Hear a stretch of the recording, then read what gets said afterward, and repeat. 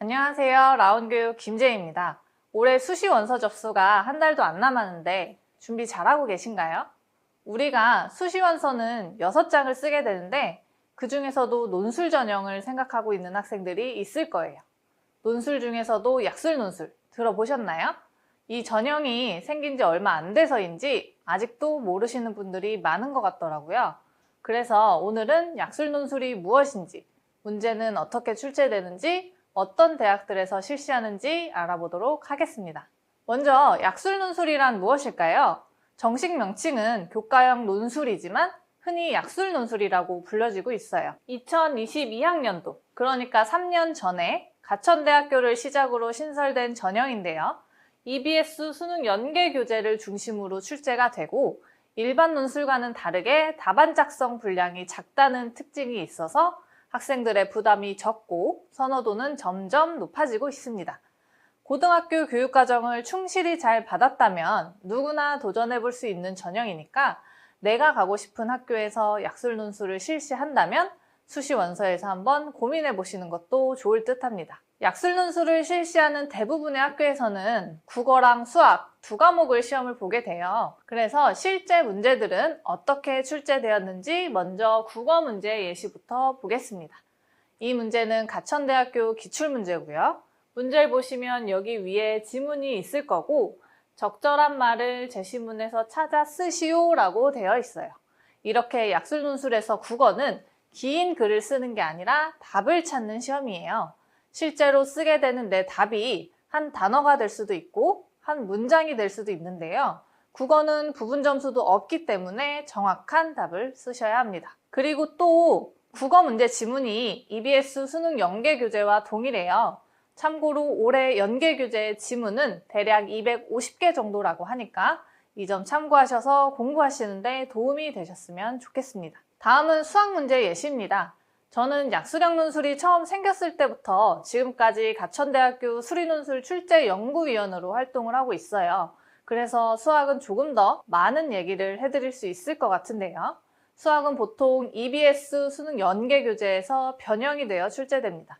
문제를 한번 보시면 학교 내신 문제 같기도 하고 모의고사 3점짜리 문제 같기도 하고 그쵸? 자, 이렇게 우리에게 익숙한 문제들이 많이 출제가 되니까 학생들은 자신 있게 풀어내요.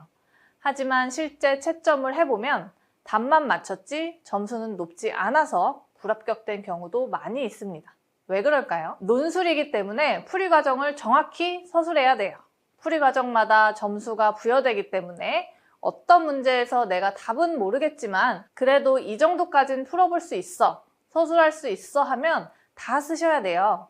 수학 문제는 내가 쓰는 한 줄, 두 줄이 당락을 가를 수 있기 때문에 평소에도 풀이 과정을 잘 쓰는 연습을 철저히 하시고 어떻게 점수가 부여되는지는 채점 기준표 같은 것도 찾아볼 수 있으니까 참고하셔서 준비하시면 좋을 것 같습니다. 이제 마지막으로 약술 논술을 실시하는 대학은 어디인지 알아보도록 하겠습니다.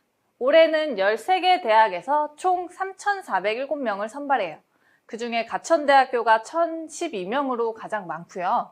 또 선호도가 가장 높은 간호학과가 있는 대학은 가천대, 삼육대, 수원대, 을지대, 신한대입니다. 여기서 총 150명을 선발해요. 몇 가지 더 주목할 점이 있는데요. 을지대, 신한대, 상명대는 올해 처음 약수령 논술을 도입했고요. 서경대는 폐지했다가 다시 재도입을 했습니다. 또 가천대, 고려대 세종, 한국기술교육대, 한국외대 글로벌은 내신 반영이 아예 없습니다. 논술 100이에요. 그래서 내신이 부족한 학생들에게는 좀 좋은 소식이죠. 특히 가천대는 이 학교들 중에서 모집 인원이 가장 많고 학생들의 선호도도 높습니다. 그리고 올해 입시에서 이슈가 되고 있는 의대도 가천대는 논술로만 40명을 선발합니다. 여기도 내신 반영을 하지 않기 때문에 의대에 관심 있는 학생들에게는 너무 좋을 것 같아요. 일정에서도 주의할 게 있습니다. 을지대, 서경대, 상명대는 수능 이전에 실시를 하고요. 고려대, 세종, 신한대, 한국외대처럼 시험 날짜가 겹치는 대학도 있어요. 그래서 혹시 수시 원서 6장 중에서 여러 장을 약술 논술에 쓰실 계획이 있으시다면 일정도 꼭 확인하시는 게 좋을 것 같습니다. 출제 과목과 범위도 자세히 보셔야 합니다. 보통 국어와 수학을 출제하지만 한 과목만 출제하는 학교도 있고요.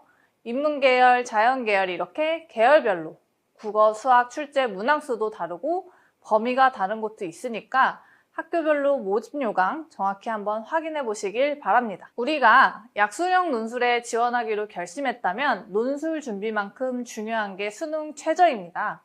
13개 대학 중에서 수능 최저가 있는 학교는 총 6곳 정도 되고요. 각 대학별로 수능 최저에 대한 충족 여건이 다르고 가천대 같은 경우는 학과별로도 다르니까 잘 살펴보셔야 돼요.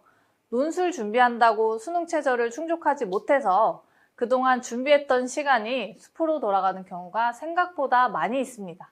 그래서 한 과목만 준비하기보다는 수능날 변수에 대비해서 2과목 정도 준비하시는 것을 추천드립니다. 약술 논술의 가장 큰 장점이 뭘까요? 수능 준비를 하면서 충분히 같이 할 수 있는 공부라는 건데요. 그렇기 때문에 논술 공부에 시기를 따로 정하지 말고 꾸준히 같이 준비하시기를 바랍니다. 지금까지 약술형 논술 전형에 대해 알아보았는데요. 문제가 쉬워 보여서인지 제대로 준비하지 않고 그냥 풀어서 답 나오면 되는 거 아니야? 라는 학생들이 너무 많아요. 하지만 앞에서 말했듯이 국어는 알고 있어야 될 지문이 250개나 되고 수학은 단순히 문제만 많이 풀고 잘 푸는 거는 중요하지 않습니다. 개념을 정확히 이해하고 필요한 내용을 명확하게 서술하는 것이 약술 논술의 특징이기 때문에 이 점만 잘 알고 있으면 합격에 더 가까워질 수 있을 거라고 생각을 합니다. 내신이나 수능이 아닌 또 다른 것으로 입시를 치러야 된다는 생각에 불안하기도 하고 막막할 거라는 거 잘 알고 있는데요.